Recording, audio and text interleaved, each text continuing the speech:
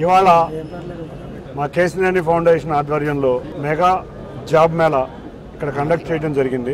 ఎందుకంటే మనం చూస్తే 2014 నుంచి 19 వరకు తెలుగుదేశం ప్రభుత్వంలో ఎన్నో పరిశ్రమలు వచ్చినాయి ఇక్కడికి. మీరు కియా కానీ, ఇవాళ మా గన్నవరంలో హెచ్సిఎల్ కానీ, ఇట్లా చెప్పుకుంటా హీరో మోటార్స్ కానీ, లేకపోతే అమర్ రాజా కానీ, ఇటువంటి ఎన్నో పరిశ్రమలు తెలుగుదేశం ప్రభుత్వంలో వైజాగ్లో కానీ, చిత్తూరులో కానీ, విజయవాడలో కానీ, రాయలసీమలో, అనంతపూర్లో కానీ వచ్చినాయి. అక్కడ చంద్రబాబు నాయుడు గారు ఒకటి ముఖ్య ఉద్దేశం యువత. ఇవాళ యువత బాగుంటే దేశం బాగుంటుందనే ఒక్కటే ఆయన ధ్యేయం. మీరు చూస్తే హైదరాబాద్ రాష్ట్రంలో కూడా, తెలంగాణ ఆంధ్రప్రదేశ్ ఉమ్మడి రాష్ట్రంలో హైదరాబాద్ క్యాపిటల్ కిందగా ఉన్నప్పుడు కూడా ఆయన ఆధ్వర్యంలోనే ఒక సాఫ్ట్వేర్ ఇండస్ట్రీ వచ్చినా, ఒక ఫార్మా ఇండస్ట్రీ వచ్చినా, లేకపోతే ఏ ఇండస్ట్రీ వచ్చినా వారి ఆధ్వర్యంలోనే వచ్చింది. ఇవాళ తెలంగాణ ఇంత బ్రహ్మాండంగా హైదరాబాద్ ఉందంటే ఇవాళ మీరు చూడండి, నిజంగా హోటల్ పరిశ్రమలు, నిజంగా క్యాబ్ ఇండస్ట్రీ, ఫార్మా, ఐటీ, అంతేకాకుండా ఎయిర్పోర్ట్ చూస్తే ఇవాళ ఎంతమంది ఉద్యోగాలు ఇచ్చారండి. వాళ్ళ జిఎంఆర్ ఎయిర్పోర్ట్లో ఎన్నో వేల ఉద్యోగాలు వచ్చినాయి, ఫ్లైట్స్లో కానీ. ఇట్లా ఇవన్నీ కూడా ఒకే ఒక్క నాయకుడి కృషి, అది చంద్రబాబు నాయుడు గారి కృషి. అటువంటి చంద్రబాబు నాయుడు గారు రేపు విడిపోయిన రాష్ట్రంలో 2014 నుంచి 19 వరకు యువత కోసం ఎంతో కష్టపడి ఎన్నో పరిశ్రమలు తెచ్చారు.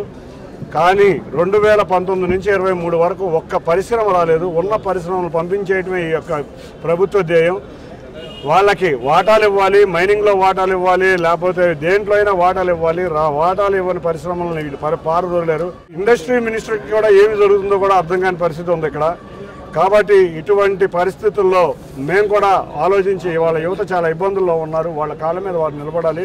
మా చంద్రబాబు నాయుడు గారిని ఆదర్శంగా తీసుకుని, మా గద్దె రామ్మోహన్ రావు కూడా మీరు చూస్తే ఎంతో గుడ్ ఎంటర్ప్రైనర్, ఆయన కింద కూడా ఎంతోమంది పనిచేస్తున్నారు.